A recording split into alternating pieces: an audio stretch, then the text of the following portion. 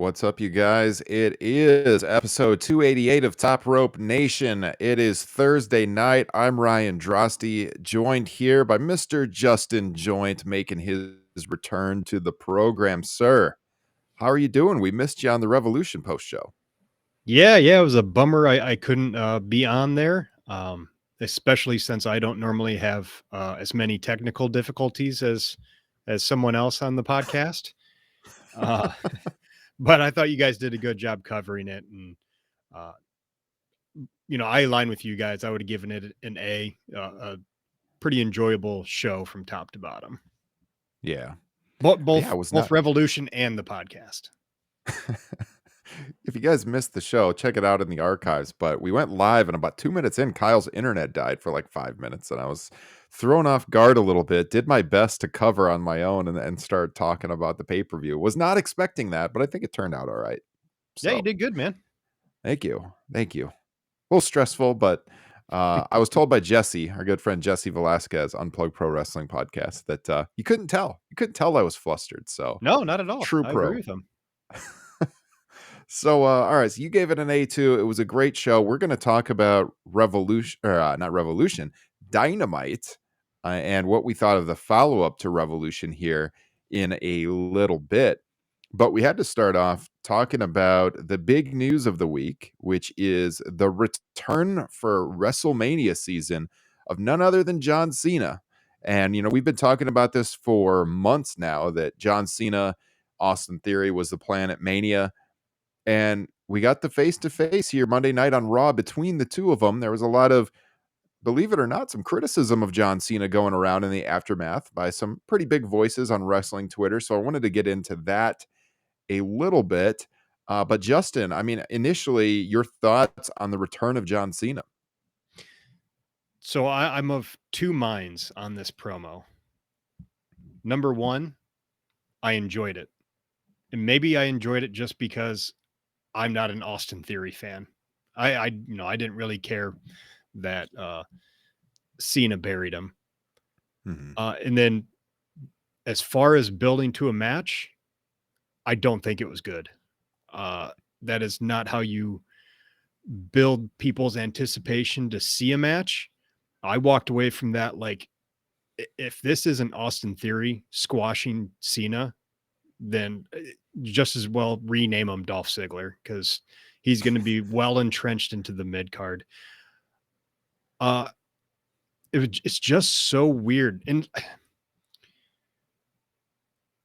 I think this started a long time ago when it comes to Cena and kind of the way that he breaks the, quote unquote, fourth wall or third wall or whatever wall it is. He mentioned piping in crowd noise on this promo. And I think this goes back to his brain broke when it comes to these kind of promos. It goes back to the Rock feud where they kind of got personal with each other. They didn't hold back for anything. And that's okay when it's a Cena and it's a Rock, because there's nothing you can say that's going to damage Rock. And he even pulled this shit with Roman Reigns back in, I believe, 2017 after the SummerSlam, because I think at the time we were thinking that was going to be the WrestleMania match with Cena and Roman Reigns, but it actually happened right after SummerSlam. And he did the same thing. I mean, Reigns was stammering a little bit. I think he forgot what his line was supposed to be, and Cena just embarrassed him. But once again, Roman Reigns was basically established by that point. And even more than that, he was established by that point is that he was going to get pushed no matter what. But with this Austin Theory one, I mean, talking about like, no matter the outcome, you're going to lose. It's like, okay, why do I give a shit about this match now? It just, like I said, but it was fun and I enjoyed it, but I don't think that's how you build a match, by making your opponent look like a complete clown. Yeah, I have a lot of thoughts on this. So, all right. You go back to 2017 with the feud between Roman and Cena, and I think there's some different dynamics at play. It was a very similar promo. Like I went back and I watched it again too at your urging. And so I could not just go off of memory. But they wrestled at, I think it was No Mercy that year. Yeah. And Roman did get the strong victory. Like he kicked out of 4 AAAs in that match, and he won with the spear. And Roman was coming off of a SummerSlam where I think Lesnar walked away with the title. It was like a multi-man match. Hmm. Roman, he was established, but he was going through some rough times, and he was still not, trying to make this guy a baby face, or Yep. kind of trying to make him cool with his promos at this point. But he was still like, trying to jam this round thing in a square hole. It just wasn't working. And you referenced with Cena and Rock, and we know how that turned out in the end. They had like this respect for each other or whatever. But Cena had been calling out Rock for years, mentioning him in promos that he left to go to Hollywood and all that. So some of that was, it seemed like they were blurring the line between reality and what was staged. And I think before I go any further, I saw a lot of criticism of Cena's promo on Twitter from people that I really like and admire, friends of mine as well. And I want to read out some of these. So I'm not going to read names. I'm just going to read the quotes here. So one of them that was really going around a lot, got a lot of views. It said, this person said, definitely in the minority on this, but I was not at all a fan of John Cena completely burying Austin Theory last night. Definitely shades of Cross Cole from 2021. Why point out every weakness Theory has? He did nothing to put him over. It could be tough for Theory to recover. And the Cross Cole situation back in, I believe, the summer of 21, before Cole, jumped to AEW, was that Cole came out there and he ran down Cross and talked about how like Cross had been giving every advantage. He had the smoke entrance, he had the girl with him, and yet he was a nobody, and everyone only cared about Adam Cole because of the way he worked in the ring. And a lot of people thought that really hurt Karrion Kross. Now we've been pretty vocal though on the program that we've never really been big believers in Karrion Kross, Yeah. but I think we were okay with that. yeah, I mean you could make the argument, I guess. Let's see some of the replies to this. People saying it was a baffling route to go.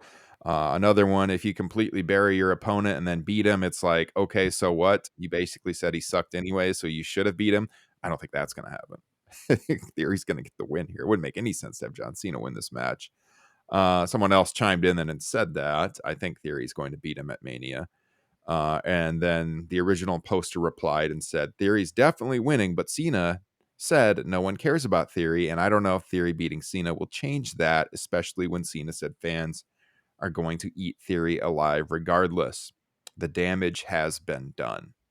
So I could go through this and read, but here's my thoughts on it. I actually think it's fine right now. We'll have to see how this plays out. I don't know that we're going to see John Cena again on Raw before Mania because he's filming a movie right now. So he got a way to do this.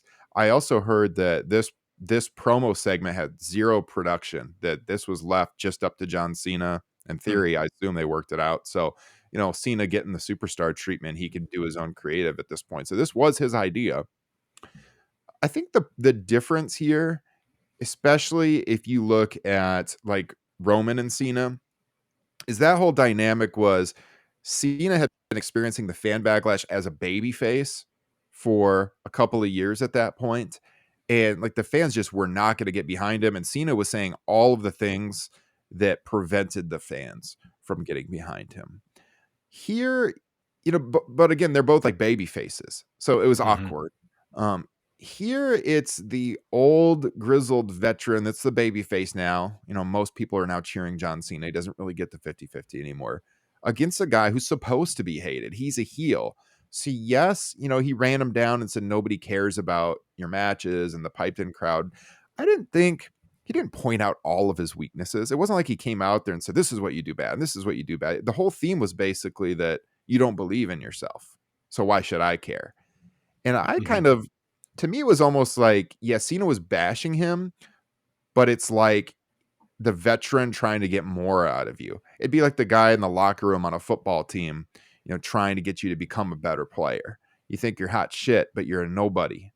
You need to prove it here in the NFL. You might have been a superstar at, whatever D1 college you went to, but this is the NFL and you've proven nothing. And you're trying to get them to go out there and prove it. Some of this depends on the follow through. I do think Theory Mhm. should get a fairly dominant win, and then you should have Cena like begrudgingly, or maybe even being impressed with them, and maybe cutting a promo of like, you guys all hate this guy, but he proved it to me, that kind of thing. We don't know yet how this is going to turn out. Maybe we'll come on here on the WrestleMania post show and I'll bash the hell of it and say it was terrible. You know, but I think right now I didn't have a problem with it because to me it was all about the guy like trying to get more from this guy. He acknowledged, that, he has the look, he should be a star, but he's not. He's not a star. This is about pulling that out of him and making him a star. So Cena really needs to put the guy over. Whether or not we think that this is a guy that's ever going to take off, I don't know. But look, you're in there with one of the greatest of all time. He should be the guy that can put you to that next level. He's a US champion. It's not a world title match. He's trying to get him to that next level. Before I say any more, thoughts on anything I just spewed, Justin? You make some really great points, and you actually made me want to rewatch it now too. And like I said, I wasn't even down on it. I enjoyed it. Yeah, it was entertaining, regardless of like, creative differences on the direction they're going. It was an entertaining segment. John Cena's great, still is. Yeah, if I remember correctly, I don't even know if it was mentioned, or if it was barely mentioned. Something that I disliked was, the US title. They didn't like it's not even about that. Mhm. So it was like, why even have Austin Theory have the title? Go give it to somebody else Yeah. where they can really fight for it. But the other reason why I don't think it bothered me as much as other people, and believe me when I say I am not in the business of handing out compliments to Austin Theory, but I think he did really good holding his own in this Mhm. thing. Like, I don't think he ever looked legit rattled by anything Cena said. Um, I think, some of the facial expressions were more in character than anything. And, and I thought they had a little bit of good back and forth. And for the most part, he held his own considering Cena was kind of tearing him to shreds. And that's another difference because now when they did it with Roman, who he's gotten better on the mic, obviously, since 2017. But when they did the Cena Roman thing, he definitely made Roman look like a fool because Roman was like trying to come back on him a little bit, but he wasn't great at it. And it was a little shaky and it didn't come off great. And again, he was supposed to be a baby Well, face. you know what? Okay, real quick. Yeah. What happened there is, he's John Cena has free reign. He can do whatever he wants, say whatever he wants. I think he had the script that he was trying to think, oh God, I have something I have Yeah. to say. And if I don't say it, fucking Great Vince is point. going to be Yeah. pissed. And he couldn't remember what the hell, the script was. And so Mhm. that's where he kind of stumbled. Yeah. I mean, to me, again, it was just that in that situation, you had Cena pointing out what everybody saw and why this guy hadn't taken off over the previous couple of years as a baby face, as the face of the promotion, like they wanted. I just feel like the dynamic here is different. He's not a main eventer yet. They're trying to pull more out of him. Like that's the story. Why should I believe in you? Why should these people believe in you? You got to prove it to me. That kind of thing. Now, the line was kind of weird about even if you beat me, you lose kind of thing because you're Yeah. still not going to be able to handle it in front of the crowd. They're going to have to play into that a little bit and explain that a little bit more and put him over in the end. I agree with that criticism for sure. That was an odd line. The thing with Karrion Kross and Adam Cole, I mean, Cross basically just stood there with his thumb up his ass and didn't say anything while Cole just ran him down. I So I don't mean, think here they, I don't think he could say anything. yeah. So I mean, like here, you at least had Theory kind of go like getting some lines in here. He's thinking about his bald spot, whatever. The stuff about you never want to meet your hero. He looked up to John Cena and stuff. So at least he got some lines in. Hmm. But it was certainly a talking point on social media this week. I didn't have as much of a problem with it, but a lot needs to be painted in this picture still. And we'll see how they do it. But yeah, you need to put over Theory here. It makes no sense, obviously, for John Cena to win. That would be baffling. I mean, honestly, man, I bumped up against Cena bringing up the piped in crowd noise. I don't know why you would want to put a spotlight on that, which, it's one of three things that make me not want to watch WWE, Yeah. on a regular basis, is the fact that it just makes the product so disingenuous. We learned during the pandemic that without a crowd, wrestling doesn't really work. And to point out that your crowd's still not really there sometimes, Yeah. it's a bad look. Yeah.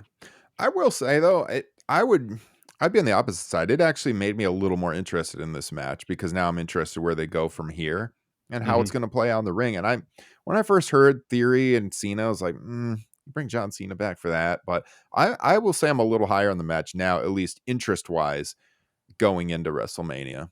And we've got this card building. Anything more on that before I go to Nope. another Go subject ahead. from Raw? Okay, so we did have on SmackDown last week too, and we could talk about it if you want. Roman and Cody had their face to face, but then here on Monday night on Raw, we had Jey Uso make his way out during the main event, involving Sami Zayn. And in the close of the show, he made it seem like he was partnering, he was choosing Sami over his cousin Solo and Jimmy, his brother.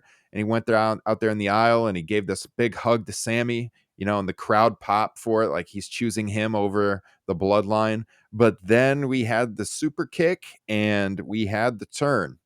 And basically, he screamed at Sammy about how could you think I would choose you over my family and all of that. Obviously, this is moving towards Kevin and Sammy finally reuniting in the tag match at Mania that we've speculated about for months as well. What did you think about this and the way it played out, Justin? So, I guess first off, I would say, Jey Uso is really on another level with Hmm. his performances right now, with his facial expressions, the way he sells thing. Jimmy, for that matter too, has been excellent. Um, so I loved everything about the guys' performance. I think the execution was kind of lazy and dog shit, because the feeling I got out of it was this was kind of always their plan. Like, how could you think I would turn on family? So Hmm. they never really gave, like, there was no actual reason that, you know, Jay turned on Sammy. Like, this was the plan all along, in which case you were really almost going to let Roman Reigns lose the title in Montreal. Like, Right. it just kind of, it kind of killed all that buildup where it felt like Jay genuinely was torn between the bloodline and Sami Zayn. And for me, they have some explaining to do as to, what exactly, and hopefully that there was something that specifically made Jay change his mind, because that kind of rubbed me the wrong way. Like, he came out to distract Jimmy, and Jimmy Hmm. lost the match, and then he Yeah. turned. It was just it was a little too much. Yeah. We're gonna need a good Jey Uso promo coming Hmm. out of this. I mean, the crowd. I mean, they went crazy when he hugged Sami Zayn, and then they popped pretty big for the super kick too. But I That's what I feel mean. like, Like, yeah, their performance was great. It yeah, was just yeah. story wise, to me, it doesn't make sense. Especially, and I'm sorry, I'm apologize for interrupting you. I watched it way after the fact, and I went into it like, I saw people on Twitter like, all time great ending to Raw, and then I Mhm. watched. It's like, I mean, I got questions. I got a lot of questions Yeah. coming out of that. My biggest question is long term here and what happens with Jey Uso, because I feel like this guy is just itching, chomping at the bit to break out as a single star, and they need more single stars. And Hmm. he's shown in the past he can do it. And as great as the Usos are, I feel like he's outgrown this. He needs to move on. I feel like I don't know what you think about this, but I'm waiting for the Jey Uso singles run. And we've had friends of our show talking about this for a while, that, this is the ultimate story is Jey Uso and what happens with him in the bloodline. And Well, yeah. and that goes kind of back to my point, is I needed more confliction from Jay, because I agree with you. Like, I think the play should be, they drop the titles at WrestleMania. You have another rematch at the next pay-per-view, but that leads to Jay, really turning on the bloodline, turning Yes. on Jimmy, and then you can get that feud. But the way they did this, it just felt like Jay was with him the entire time and was just doing performance art, making people think that he actually had sympathy for Sami Zayn. Yeah, I think long term you need to be building towards this Jay Roman. I hope Mhm. they have this in the back of their heads right now that they're working towards. I mean, SummerSlam. Are they going to do Cody and Roman again at SummerSlam? Because we assume Cody's going to get the title. We don't know for sure. But if Cody does get the title, you're going to need something for Roman to do. And that's obviously the best direction, I think, to go is building to a match between those two. We've seen them work before, and they had an awesome match. So I hope that that's where they're going. We shall see. But that's the bigger story for me. I think, yeah, you're going to get this KO Sami Zayn tag title run. Hopefully elevate the tag team titles a little more, make them more prominent again. And then who knows for them, but and we've talked about Sammy plenty recently and the world title situation and all of that. And he's still ultra over, man. They can still go a lot of directions with this guy too. Yep. Long term. I still think they might have made a mistake not going Sammy. Yeah. God forbid you go with the hottest baby face in the promotion. Did you see, speaking of that, so at the end of the Cena Theory promo, then Cena called out Cody Rhodes. That was weird. Yeah. That reeked of I need to give Cody the rub, that's they don't think Cody's actually the man, so we need him to go out there and stand next to Cena. That was like The Rock coming out when Roman Reigns won the Royal Rumble. Yeah. Did you see SmackDown and Cody and Roman at all yet? You might have to refresh my memory. Normally with these shows, I just go back and watch the stuff that gets a little bit of buzz. Yeah, oh no, so I did. Yeah, go ahead.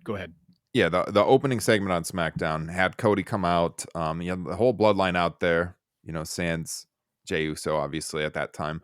And Cody came out for the face-to-face to talk about the Mania match, and he told them to get rid of his guys. They all left. Roman put the belts across the ring between them, and they started talking. Roman quoted him, "So what do you want to talk about?" And that was kind of funny. But and they had this back and forth, and again, it was all about Dusty. Roman went into the background of how Dusty meant so much to his career too, and he always told him he had everything. And Roman did a pretty good impression of Dusty too, by the way. And he said, "You want to know what your dad always told me about you?" And then he said, "Nothing. He never talked about you at all." And Roman kind of ended it by saying that wasn't it something like, "Anything your dad didn't teach you, I will teach you," or something like that. Good. And then he offered his hand. "Whatever your dad didn't teach you, I'll teach you." And then Cody came back, and I thought Cody's comeback at first, he seemed kind of like B level, but by the end, he had him, and he had the fire in him and stuff. I thought it was a pretty good segment. I don't really have any major qualms with it. I thought it was nice to finally see that face to face on SmackDown. So, I definitely didn't find it offensive or anything. It was entertaining.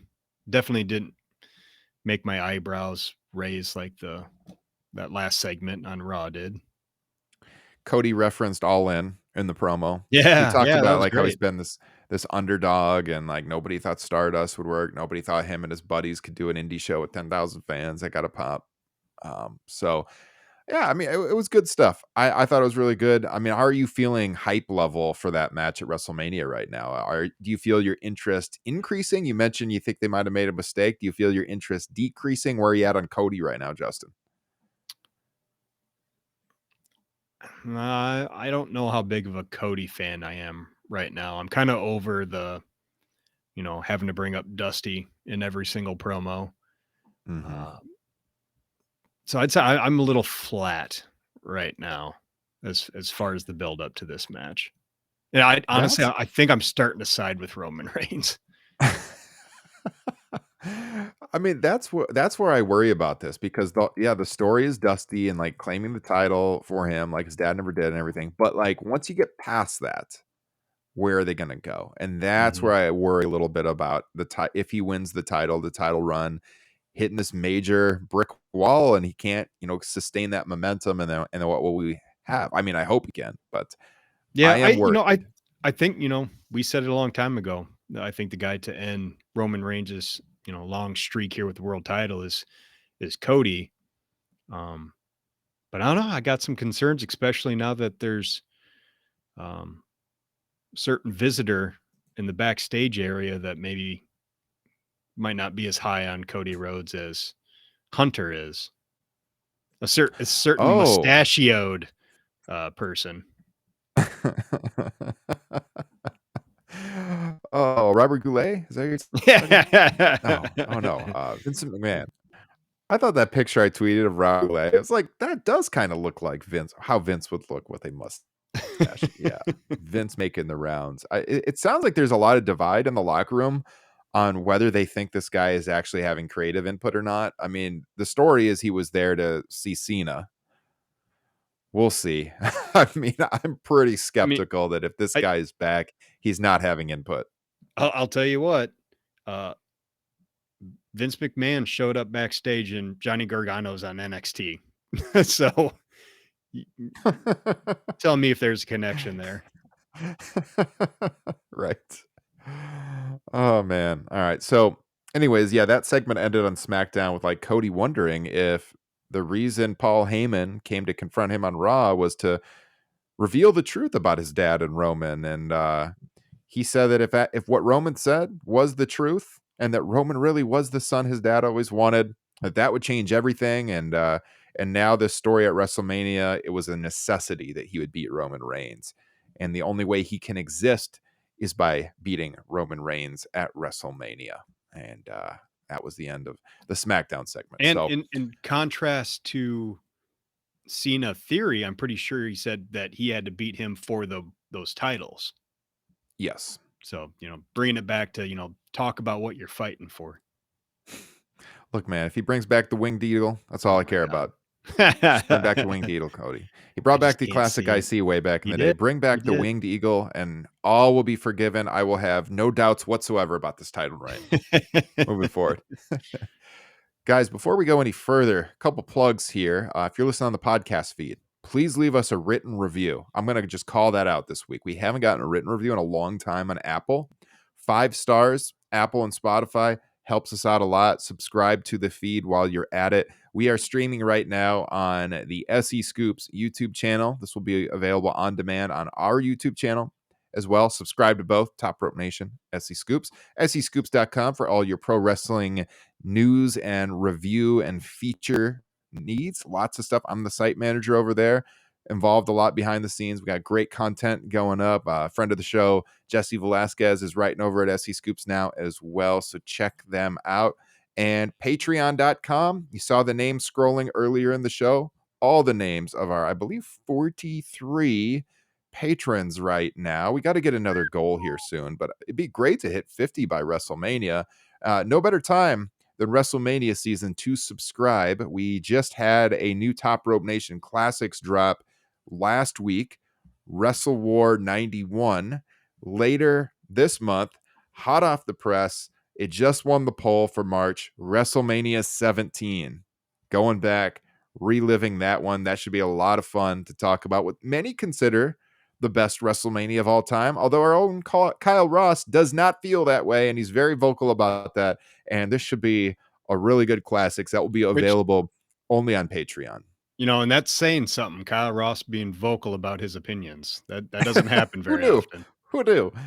Kyle also told me earlier that he's going to drop a new Top Rope Nation extra over on the Patreon Mm. feed next week. So that's another draw to subscribe. There's over 100 bonus podcasts there for you from us. Only way to hear them is on Patreon. Starts at $5 a month. Great content for just $5. It's like buying us a beer, once a month. Why not? Support the show. Support the pod. All right, Justin. Let's talk AEW. Mentioned at the top of the show. So Dynamite last night. I saw a Oh, lot of criticism out there. Yeah, go ahead. well, I was going to say, you started the show by saying, let's talk about the thing that everybody seems to be talking about, and that went into Cena. I thought you were going to be talking about the AEW International Oh, Championship. yes. And how much did I rant on that when they unveiled this? The All Atlantic title with all these country flags that do not touch the Atlantic Ocean. That title name has never made sense. So apparently this has been in the works for a while to rebrand it as the international title, which they're doing next week. So it seemed like the focus of this show was to, recap Revolution, Mhm. have a few decent matches, but then really build towards next week's show. That was the focus, where they're going to be in Winnipeg, home of Kenny Omega, home of Chris Jericho. And so they set up like the trios title match for next week. You're going to have House of Black defending against the Elite and the Jericho Appreciation Society. They're going to have the international title match with Cassidy defending against Jeff Jarrett. And that has a tie-in with Warner. I can't remember. What's the movie they're promoting? Shazam. Shazam. That's right. And then MJF's going to be there next week. They had a promo with MJF, like a pre-recorded spot this week, but he'll be there for his re-bar mitzvah next week. So it did kind of have the feeling of kind of this stopgap show coming off a really hot pay-per-view, an A-level pay-per-view, as we all said. I mean, all of us, even Kyle, gave this an A, and we're typically kind of hard graders. Did you have a problem with that? Did you expect more on Wednesday night? Just overall, just your general thoughts on Dynamite. Yeah, I was expecting a little bit more coming off of, I think one of their best pay-per-views ever. I'm pretty sure I texted you and Kyle when I saw the lineup and it's like, this feels very uninspired. Mm-hmm. But having watched the show, I actually thought it was pretty good. My first question for you is, can you tell me what the difference is between a world title and an international title? I guess this is their way of getting close to intercontinental. International does mean worldwide, doesn't it? I mean, I think I just would have preferred the weirdness of the All Atlantic with the Japanese flag on it. I really don't get Yeah. the, and then I wasn't really a fan of Tony trying to drive home. We're leveling up the title. We're leveling up. It's getting leveled up. It's like, okay, if you say so, buddy. So yeah, Tony's internet's kind of dropping. I hope I don't cut out here. I don't know what's going on. Now I'm getting the Kyle Ross curse here. Let Oh me know if no. it drop out too much. But yeah, okay, I'm back to green bars now. I will say Tony, he's not a good. I like listening to him in the post show scrums when he's being asked questions, but on TV, I don't think he needs to be involved. That promo, and it's a pre-tape, right? Like they could have done a Yeah. retake. It's not good. It He just reminded me like the way it ended. He was like mid sentence. It reminded me of the Owen Hart leg out of your leg, and then like the look he had on his face right after he said it, he because he he repeated himself, right? yeah, he has a nervous energy about him. Yeah, I think he said level up or something twice, and it seemed like he was mid sentence, and then he just like stared at the camera, and they went to commercial. It was really weird. Um, so I mean, you could find someone else to probably make these announcements. But yeah, I know they love the Warner tie-ins, and also whenever they can do that, it shows confidence that they have in their brand to do these Mhm. tie-ins. So it bodes well for the TV renewal and everything. So apparently they've had the belt in the works for quite some time now to change out the title belt. So yeah, I agree with you. Going in, I wasn't super excited about the show, which was weird because I loved Revolution so much. I've even watched a lot of the show back a second time by Mm. now. And the card was kind of weak. At the same time, though, you did get most of the stars on Dynamite. Like if they weren't in front of the crowd, they had the pre-tapes, like the Bryan promo, the Mhm. MJF thing. So you still saw everybody. So if you had It seen that pay-per-view and you're new to the show, you still saw most of the big names. Yeah, I think the only person that was missing was Jungle Boy. Yeah. Yeah, I think that's right. But I mean, like I So said, it was an uninspired lineup, but if you look at it, we still got that very kind of touching and an emotional promo from Bryan. mhm. We had the whenever I list one of these, you tell me which one you want to actually dig into. The Blackpool Combat Club seemingly heel turn. I thought FTR and Ruby Soho both gave really good promos, and then you had Hobbs winning the TNT Championship, which it's funny because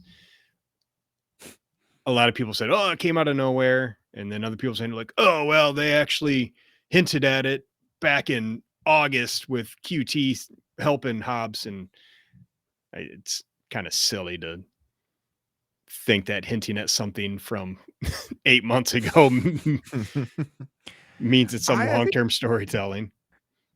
I think not Justin, you, Kyle and I in the Revolution review, we kind of hinted at that we wouldn't be Oh, surprised really? if Oh, I they missed that. switched the title. Because like there Oh, was well, an argument. Hobbs had a lot of momentum right now. that it, and me and Jesse's when I was a guest on his podcast, uh, I think Yeah, both of us were pro putting the title on Hobbs. So yeah, it's and It was just Go ahead. QT's involvement was, Yeah, that was kind of lame. He's not uh, really that I'm sure level, but Kyle loves it. oh, I mean, Kyle's been pretty vocal that he doesn't think Wardlow should have a title, like ever. He doesn't think he needs a title. So, I think you I'd know, agree with him. uh, yeah. So yeah, I mean, so we had that. You had the elite. I don't really mind. Yeah, it's a lot of people out there for this, triple threat trios title match. I You had, yeah, go ahead. I was just gonna say I just wish it was the Elite versus Jericho Appreciation Society. Like, let that just be kind of the because I liked the way it started off, where it's like, who's the number one contender? It's like, okay, let's have that Yeah, match. The two Winnipeg boys and their boys, their team face off each other, and just a 6-man match. But I yeah. suppose they want to spice it up a little bit. I think Frank maybe said that in the group, in the Dynamite's thoughts thread that we had going on. Join the Facebook group if you're not in there. Top Rope Nation Pro Wrestling discussion. I think he might have mentioned that too. I agree with that. I don't know if this is their way of kind of getting the elite out of that title picture though for the foreseeable future, because everyone would wonder, when are they going to get the rematch? You always get the rematch after you lose the titles. I assume House of Black will retain here, and maybe they'll be done. I hope, because I'd like to see these guys, as I said on the Hmm. review show, kind of go into something else.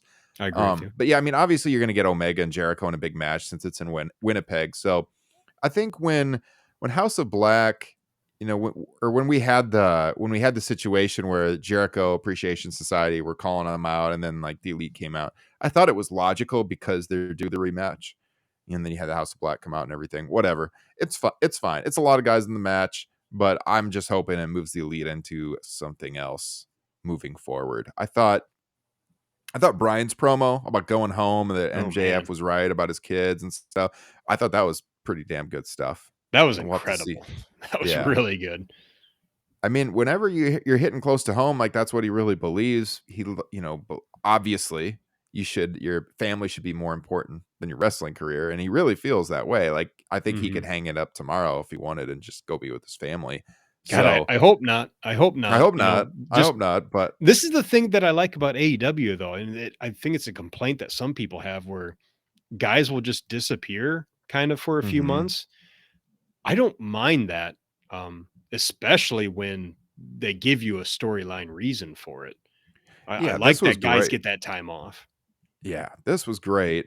Gives you incentive to want for him when he's gone for a while, for when he returns, and they can come up with a good way to bring back. They don't have to just have him middling around doing matches now for the next few weeks that make no sense at all. So I thought that was a tremendous promo, really emotional stuff. Hmm. Um, yeah, you got like Moxley, working more heel still. He had the tag match with the Dark Order. They've been going back and forth between Blackpool Combat Club and them, so that made sense. You had the backstage promo Well, with oh, Hangman and Renee, and then he came out during this. Yeah, go ahead. oh no, no, sorry, you're continuing. I thought you were moving on Yeah, to yeah. something So I else. liked I liked the promo with Hangman and Renee and talking about who was at fault, and then he eventually said you'd have to talk to John about that, and he basically said he was done with John after this match that they had at Revolution, the violent match. And then, he still, though, he comes to the save when you had the beatdown going on Hmm. with Dark Order and Blackpool Combat Club. So I like that one. I like that segment. Okay, so this is one of the things that bothered me about seeing the lineup was like after watching that Moxley and Hangman match at Revolution, it's like it didn't make a lot of sense to have Moxley be in another match, just a few days Mhm. later. But it makes a lot more sense now, being that there was an angle at the end of it, which I assume there had to have been if you're going to have a match with Moxley already, especially when the whole point of that story seemed to really build up Hangman. Yes. So did that strike you as a legit heel turn, or is it I more of think a people are gray always area? gonna Yeah, I think people are always gonna cheer John Moxley just because he's a cool guy. Um, I feel like it's a slow burn with him, that he keeps doing little things that are supposed to turn you on him, and then you're building up Hangman's popularity. Now he's going after continuing to go after his friends. I think he pretty much is slotted in as a heel at this point. It's just the Mhm. fans are not going to totally turn on him. Oh, Probably yeah. not ever. Absolutely, Yeah. absolutely. It's just gonna be one of those Yeah. things where you have somebody who's acting like a heel that the crowd is gonna love no matter what, which Yeah. which I'm fine with. I mean, that's the crowd's choice because 'cause I'm pretty sure, tonight on the Ring of Honor show, uh, Claudio was acting like a bit of a heel towards Eddie Kingston, saying somebody without honor would never be world champion. Mm, And, yeah. obviously Eddie Kingston is a pretty big, fan favorite. Yeah. Anything else from that you want to talk about from Dynamite? I mean, there was the Ruby Soho promo where she talked about why she turned. The I Acclaimed had liked this it. backstage segment with Yeah, JAS. that was okay, Uh, I guess. yeah, you'd like to see them doing something more important, The FTR but FTR stuff was good. I like the fact that they let FTR hair talk instead of mhm, FTR bald. yeah. Um, I thought Cash did an excellent job, and I remember in your guys' review show that you thought that the Gun Club got the belts because the plan is to put it on FTR, which listening to Dax's podcast, which he's tried to make it a point where he doesn't want to work the fans on the podcast. He's Mhm, going to tell the truth. And if he thinks he shouldn't tell the truth, then he's just not going to talk about it, which was the case when the other host, Matt, uh, I forgot his name, wanted him to speak on Matt something Coon. specific. Yes, Matt Yeah. Coon about Mhm. something with MJF. And Dax was just like, no, I can't talk about that because I'll get in trouble. Yeah. But he said on this most recent podcast, no, we haven't signed a contract yet. So there's still a chance that uh, their contract's up in April. Tony might just be bringing them back to, if they're not going to re-sign, they might just be back to put over the Gun Club for, to maybe eventually get it back on the Acclaimed or what I still think could possibly be Sting and Darby. Boy, that's even Oh, more and baffling to put the for belts on the yeah, Gun Club, to be yeah, honest. I agree. I pray to God that they're coming back. I don't want to see them go into the No. desert that is the WWE tag team division. When you hear Dax talk about wrestling, and I've said this on the pod recently, you really turned me on to his podcast. It's a great podcast. You guys should be listening to it. The guy is so creative and thinks so hard about his wrestling that to see him as a tag team specialist go back to WWE would be creatively very frustrating for me because Mhm. there's just not like, again, I said this on the review show. I mean, who are they going to work with that they haven't worked with that really entices you? They have so much more freedom right now to do stuff. I do think that there's an argument to be made, like Kyle brought up, that going back to them as champions doesn't make sense right now. And I agree, it was to the detriment of the Acclaimed. It didn't make sense for the Acclaimed to drop the belts to the Gun Club. I will keep saying that.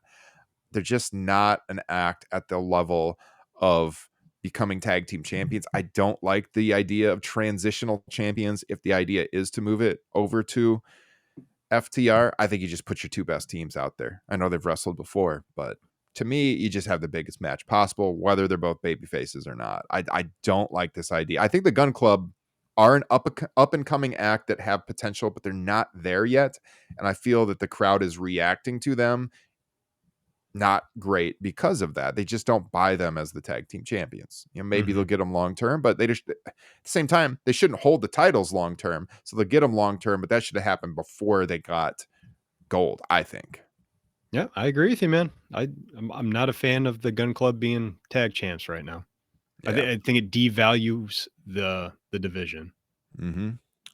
100% agree. Okay. Well, I mean, that's pretty much Dynamite. I think we hit all of the big angles.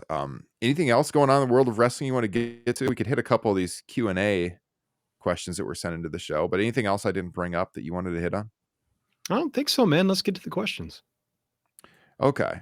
So I put this on the Facebook group earlier, and we still have some leftover questions from the last time we did this. We used to do a Q&A almost every week on the show, and we did one a few weeks ago. It was a lot of fun.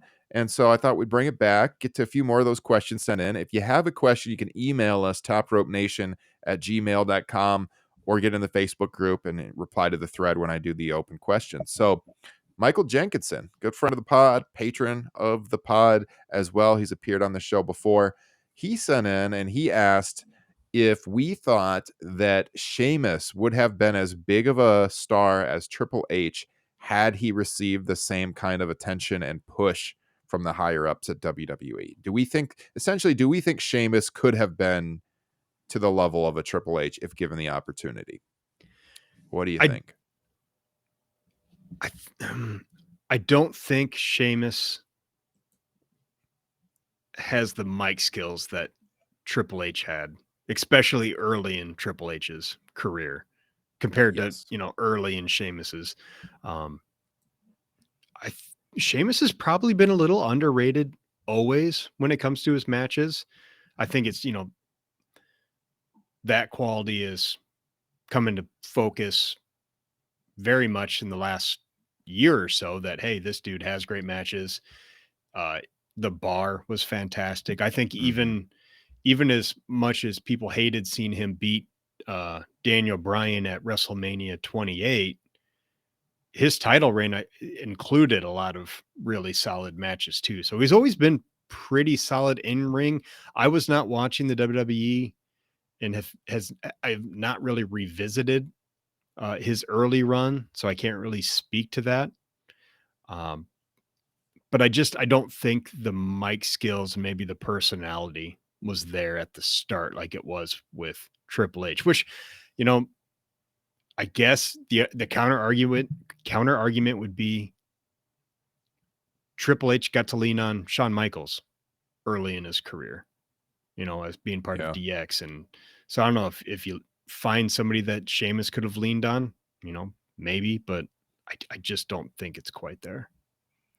I agree. That's where I was at too, was the mic factor and just the charisma. For as much as we have criticized him over the years, Hunter always felt like a top star. He had that rise through DX that you mentioned, and then when he took over DX, he very quickly became one of the most popular guys on the card. And pre-quad injury, he legit was one of the best workers in the business. I mean, I think you're denying reality if you deny that. He was, for sure. You go back to 2000, 2001. He was that dude. He was one of the best workers. Now, not that Sheamus can't work. I mean, he just had a match of the year contender last year, legit against Gunther. So he can work. He just seems like that workhorse champion, like upper tier, should be a solid IC US champion. I didn't really buy him as a world champion. Personally, I like his work a lot. Hard hitting big dude, but Yeah. I don't think he could have been what Hunter was There's early all in his career. Yeah. yeah. There's also there's always been a little bit of, I think, because of the hair and a little bit of the, I don't want to say over the top, but the reliance on his Irish heritage. There's been a little bit of a almost like cartoonish uh, reflection on Sheamus. Mm-hmm. Whereas Triple H, once he became the cerebral assassin, kind of got away from the whole Hunter Hearst Helmsley thing, that he was felt a little bit more legitimate. Yeah. So, all right, that's a good question though from Michael. We got one in the chat here a little bit ago that I'm going to put up from our guy Adam out in California, and he said, "Would AEW benefit from having an on-air commissioner like WWF had with Jack Tunney and then Gorilla Monsoon to make the big announcements?" He sent this in after we're criticizing TK for Dynamite. I wouldn't mind having a legend do this. You have to be the right guy, but And that's the thing. yeah. Yeah. If you had the right guy, sure. But I don't know. Like, can you think of anybody? I don't. So many of these guys that I'd want to see have signed Legends deals with WWE, for the action figures and that money, and I can't blame them. Just easy money rolling in, that it might be kind of slim pickings. Offhand, boy, you don't want someone that's so big that they take over the show. I also don't want that situation where like WWE had for years, where they just were constantly coming out and making announcements every week, and just that kind of commissioner. I just want them more like Tunney did, where it was just once in a while. Boy, I think they should do an anonymous GM. I think that'd be interesting. with the podium and everything. God, No. No one jumps off the page to me right now. Let us know your guys' thoughts, but Yeah, I mean, I like do think the idea is good to have someone else doing it other than Tony Khan. they could have done Regal, but that would have just felt like a rip off of what he was doing in NXT. So Yeah. Yeah. Let me see. Let me look at this list, see if we got anything else. Who in AEW do you want more for? This is from our guy Rick Skelton. He said for him it's John Silver. What do you think? Who do I want more for?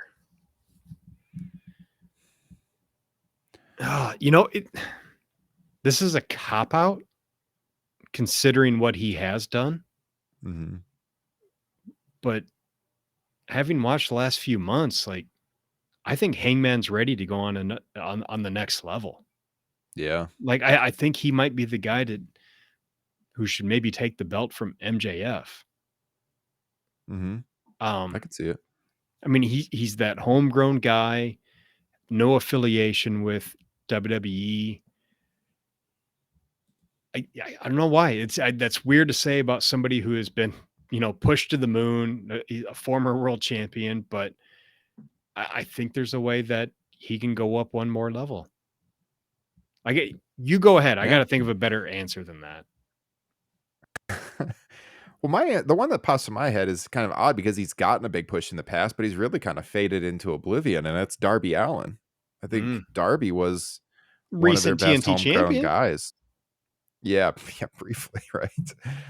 Boy, yeah, that title's really moved around a lot recently. But I think he probably needs to move on from Sting. What do you think?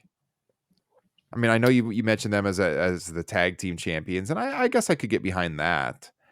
But it just kind of feels like he's just totally gotten lost. And he was a huge, if you go back to those early Dynamites, he was a huge draw ratings wise. Oftentimes, Darby Allin was their highest rated segment early on in the history of the show. So it seems like kind of a swing and a miss that he hasn't been featured much in quite some time.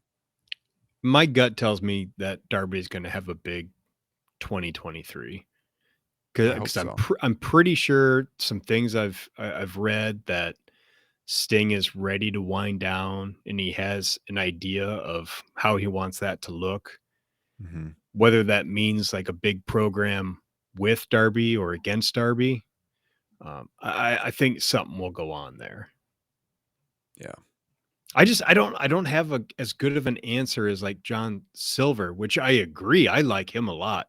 But at the same time, it's like, well, I mean, what else would I want him to do? Like, I guess I'd prefer like, him and Reynolds to be tag champs over the Gun Club, but there's really not a lot of guys that I feel like are not getting pushed as much as they should be. There's guys that I think are getting pushed more than I think maybe they should be. Like I'm not quite as high on Jungle Boy as I think some people are. Uh, but I mean, my answer probably would have been Hobbs until this most recent I was just Wednesday. gonna say that. Yeah, I was gonna say Hobbs. You could have easily said him a couple of months ago for sure as one of those guys. Yeah, I think John Silver is a common one. I see this on social media a lot too. If this guy was just a little bit bigger, I think he would be a pretty big star. He has that it factor. Like he jumps off the screen when he's out there, just personality and charisma wise, and he's a really really strong worker too.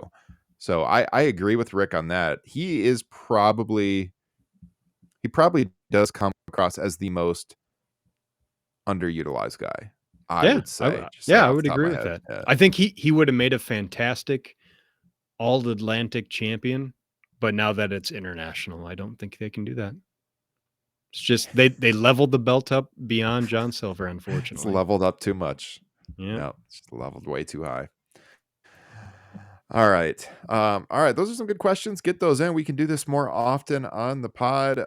Justin, I hope you are enjoying the snowstorm. Wasn't as much snow today as they were telling us there was going to be, but did you have a good day overall?